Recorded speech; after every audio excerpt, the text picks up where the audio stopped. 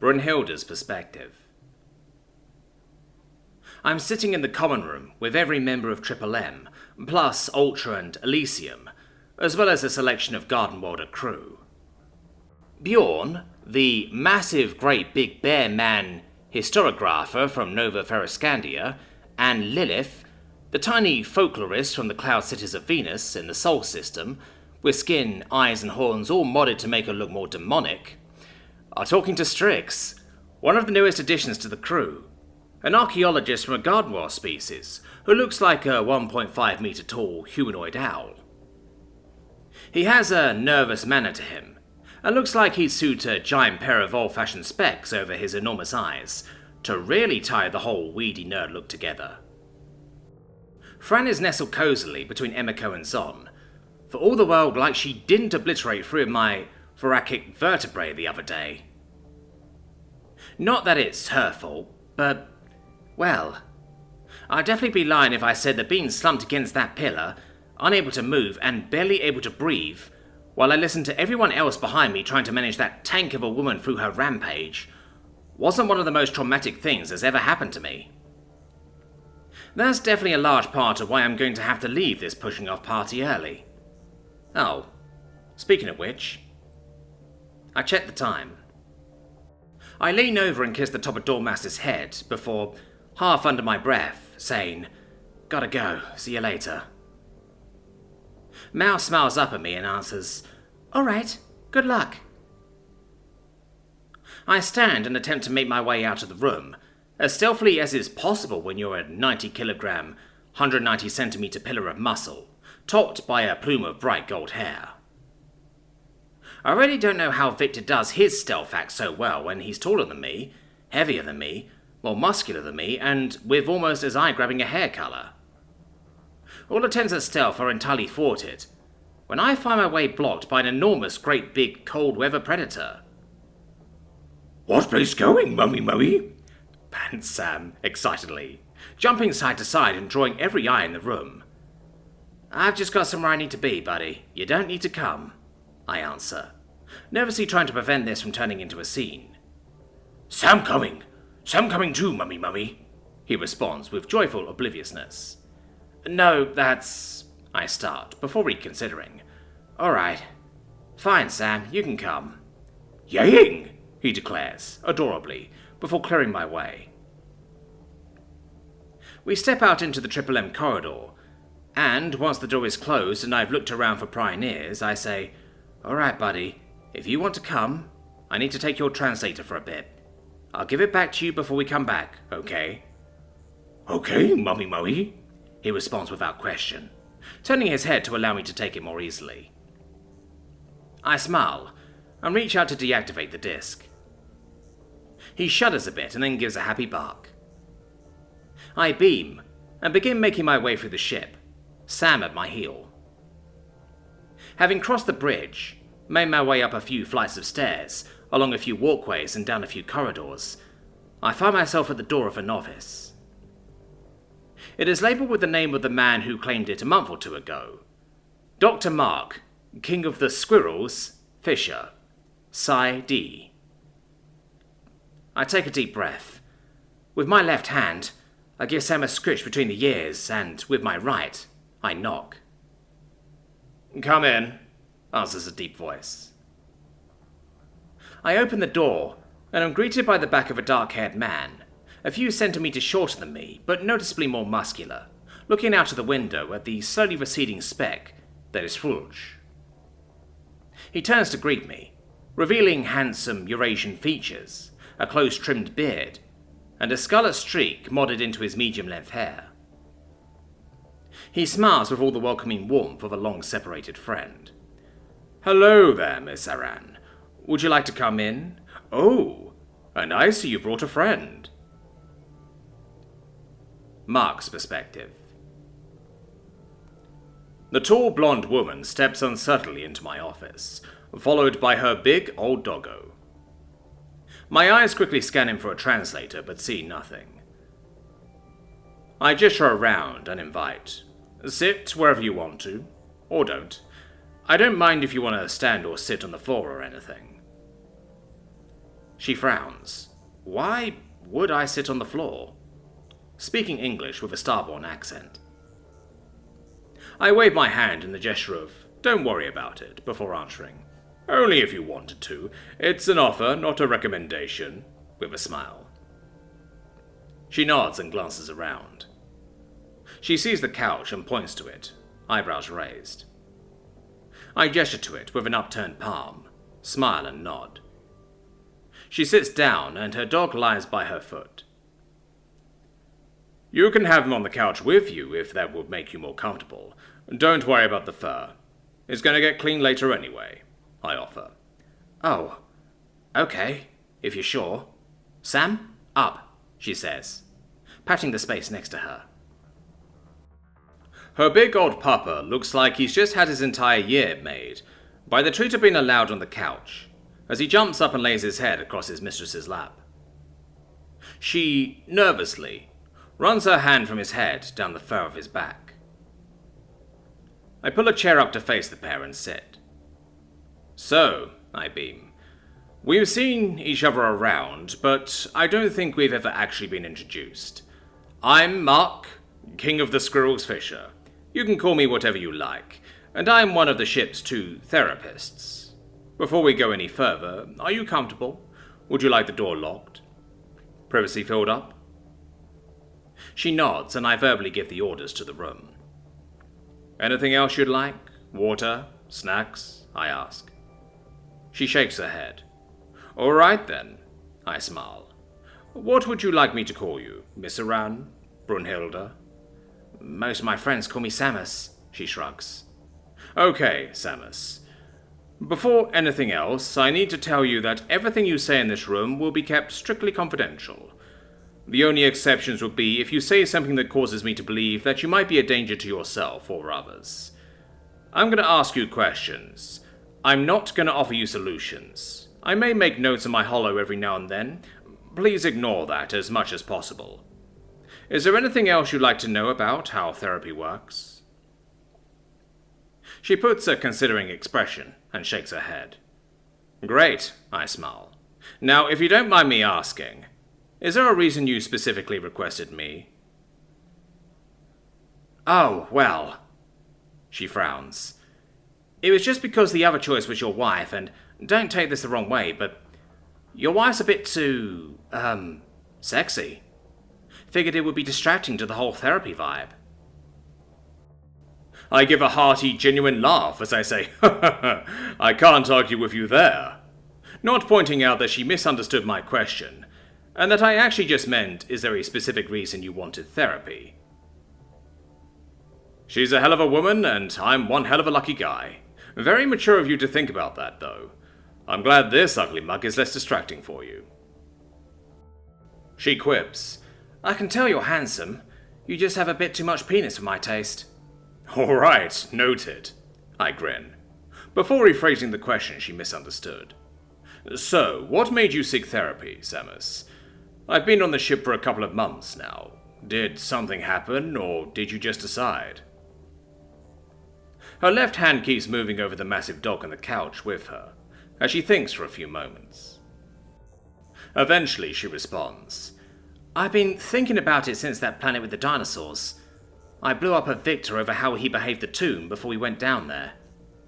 I realized at the time that it wasn't entirely reasonable, that while Victor had been a bit of a prick, all he had actually done was remind me of someone I have 27 years of pent-up resentment for. The way he responded to my criticism made it very clear to me that he was not Callum Pukara Ran. He wasn't my dad. No matter how wrong my dad was, he would never have admitted it. He would have just sulked and not spoken to us until the proximity of living aboard a spaceship together forced us to reconcile. All right, I nod. So you were thinking about it. What made you decide? Well, you know about Fran's rampage, she asks. I do, I confirm. Not breaking confidentiality as, though I heard about it from the woman with the build and hair colour of Misty Luggins, though definitely not the personality in one of her sessions, I also heard about it from many other places, and this woman was there. It would just slow the session down to play ignorant. So, she broke my back. She frowns. It was horrible. I couldn't do anything. I was so certain that I was going to die in that bar. I don't blame her. Honestly, what kind of morons decided to administer a drug that depends so heavily on weight, body fat percentage, and metabolism, while only actually measuring for weight? But it was still... I mean, you can see I'm a big, strong woman, can't you? I definitely wouldn't pick a fight with you, I answer, honestly.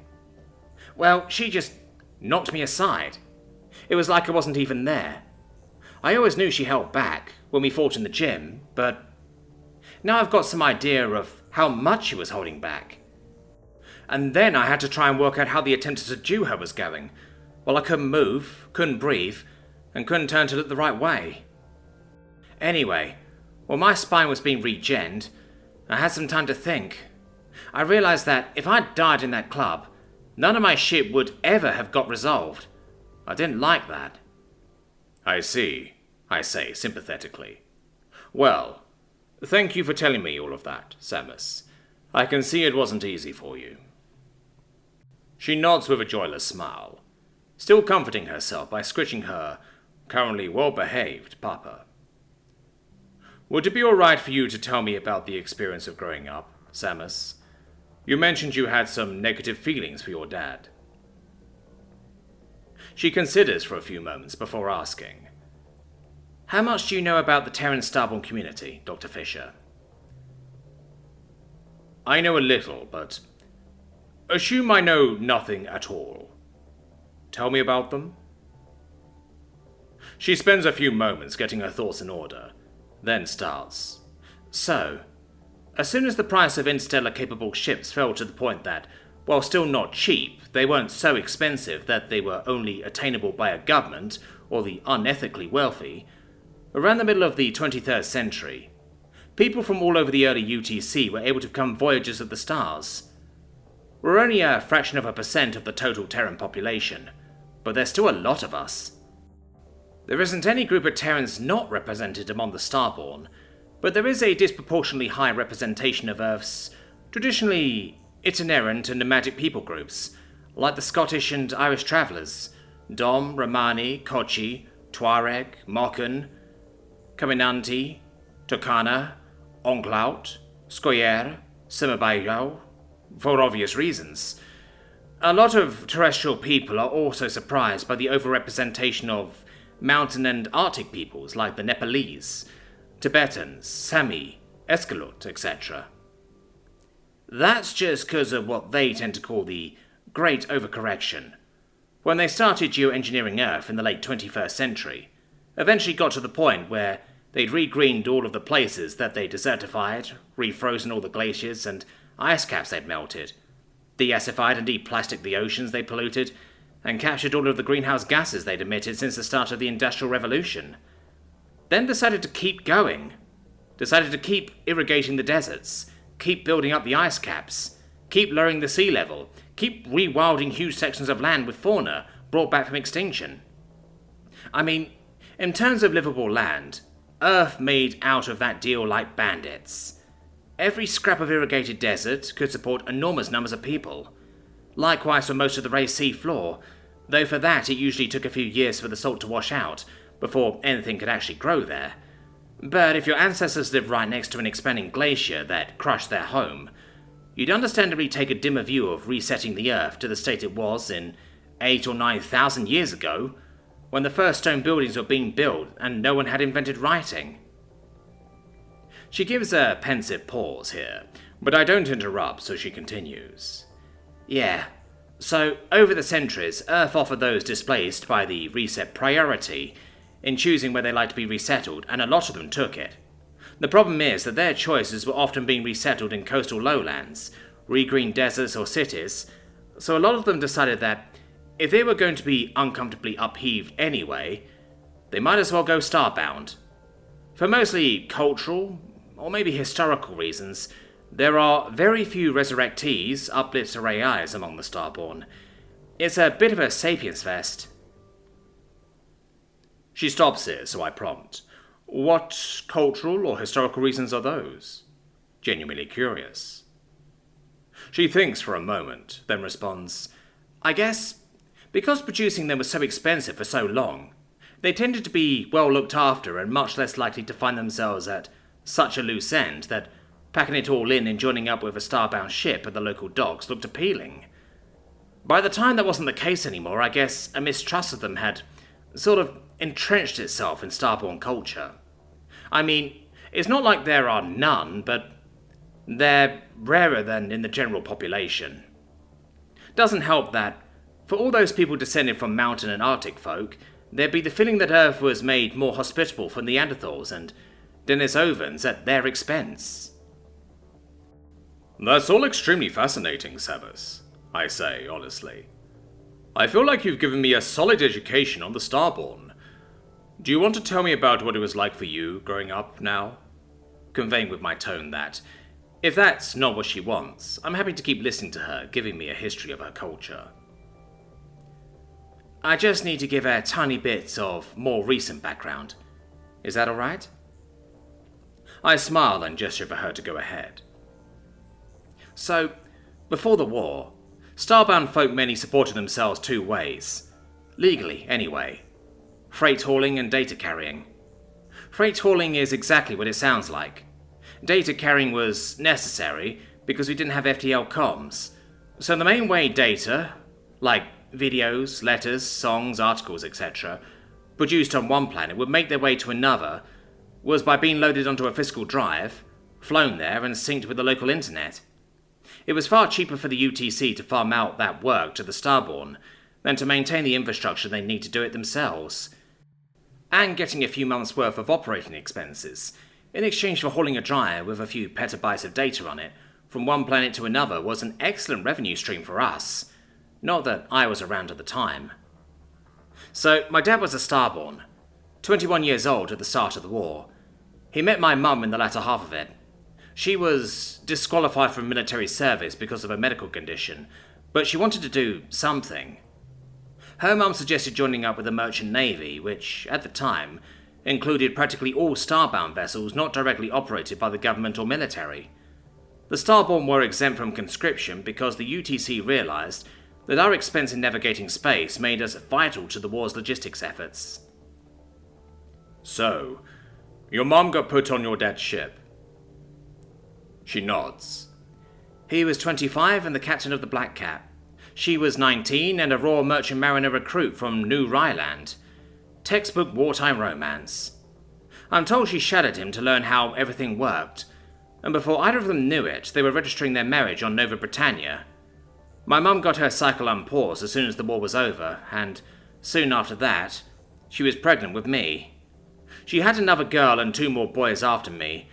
I didn't really understand why it was happening until I was older, but I remember our quality of life being really good when I was very young, and seeming to decrease as a function of time. Now I know that it was because planets were getting hooked up to the Galnet, and hauling data physically through space was becoming less and less necessary, year on year. We were having to rely more and more on just freight hauling to support ourselves.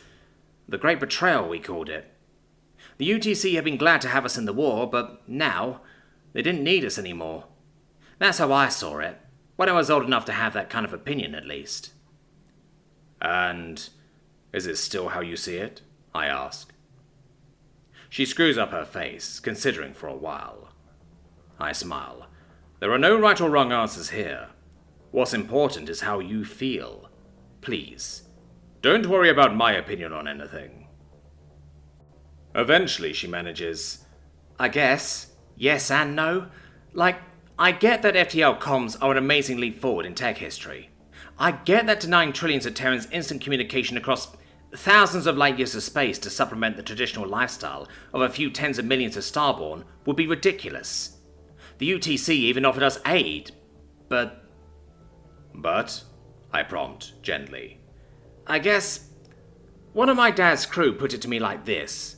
She was Romani, so her people had a longer history of transience than most. She said, the problem with any solution offered by settled peoples to issues faced by nomads is that they fundamentally view itinerance as an illness, a disorder, a perversion of the rightful way of being, which is to find some land somewhere and build a house there. This colours all of the solutions they propose. They seek to help us by curing us of what they see as the disease of our wandering. She told me, over the centuries, the UTC have made a dozen or so semi-serious attempts to give the Romani a planet, Nevo-Drom, always with some support but never enough. Most Romani are quite tepid on the idea of settling down like that. A lot of, well, I wouldn't oppose it, but I definitely won't live there myself, and why would you do something like that? I really strongly identify with that. I didn't want to find a planet and just live there for the rest of my life. I liked having a new set of sights to see, foods to taste, and songs to hear every few weeks. I hated the idea of sending off the Black Cat and living in a house. I just wanted them to find some way of letting us keep voyaging. I nod. And there's nothing wrong with that. Her face turns somber as she says, "Well, then we get to the crimes." The crimes? I ask, without injecting any judgment into my voice. Yeah. It's one of the strongest arguments for the idea that there is something inherently deranged about being a traveller. Crime rates are proverbially higher among travelling communities. There are lots of reasons. Being part of a wandering group forces you to be extremely close with other members of your community, which is lovely, and definitely the part I miss most. The flip side is, it promotes an extremely strong in-group bias, and us against the universe mentality, we got ours, fuck everyone else attitude. There's also the fact that by the time the wheels of justice start to turn, you're usually somewhere else, and the fact that you can see the opulence that certain people live in, compared to you, it's so very easy to convince yourself that they probably won't miss some stuff. The starborn have a partially deserved reputation. People would see us, put in, and nudge each other. Hey, there's starborn coming. Better lock up your valuables. That always made me feel like shit. Sometimes they didn't even need to say anything. Just look me up and down and clutch their valuables close to let me know they judge me as less than.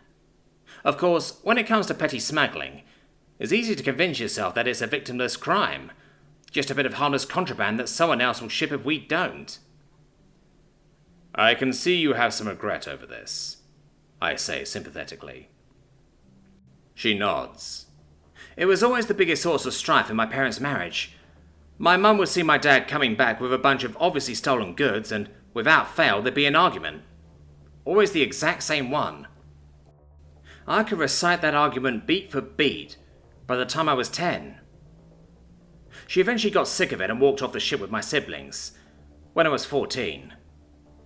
I can still see her beckoning me to follow. I didn't. I stayed with my dad. I didn't want to lose her, but I wanted to leave my home less. That was the last time I saw her, half a lifetime ago. At this point she sniffs, and her eyes get visibly moist.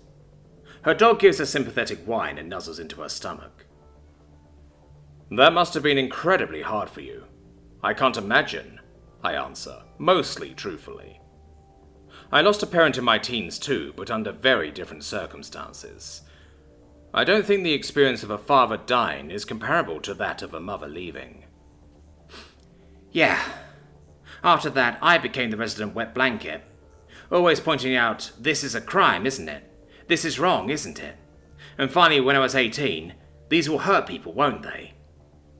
My dad gave me the same answer he always did. I know. Then spattered out some vague nonsense about his God's will. That was enough. I turned him and his entire crew, my entire family, over to the authorities. I testified at their trial. I looked them all in the eyes as I violated the inviolate omerta. They all got 15 years in medium security. My dad got 25. Our ship got impounded, and I lost my home and everyone in the universe who cared about me. The prosecutors offered me a choice. I could take the bounty and walk. They give me amnesty for all the crimes I confessed to being party to, or they recommend I voluntarily admit myself to minimum security for a rehabilitation course. I took the second option, but not for the right reasons. What would the right reasons have been? What were yours? I query. She snorts. The right reasons would have been, this is what's best for me. Mine were more along the lines of, I deserve to be punished. Now I know that the idea of prison as a place of punishment was a few centuries out of date, but I didn't at the time. After I was admitted, there were months of near catatonic depression before I was finally convinced to engage with any of the rehabilitation programs. Eventually, I was convinced to take a look at the correspondence courses available from the local uni. Terran security officer caught my eye. 4 years later, 23 years old, a new name and a clean certification of fitness to enter society. I was shown into a room on my way out of the prison. They offered me a pick from a group of puppies. Apparently, having a companion animal is associated with lower rates of recidivism. I picked up this guy. She gives her dog an affectionate pat. Someone quipped that Samus picked out her summer yet. Maybe you should call him Sam. And so I did. We kicked about Terran space for the next few years, did a bit of bounty hunting. Then I found myself on Gateway, looking at an advert for employment aboard a Garden-Welder ship. Been most of a year since then. It sort of feels like I've got a family again. I smile and answer. All right, Samus. You've given me a good, solid idea of who you are and where you've been. Let's do some therapy, shall we?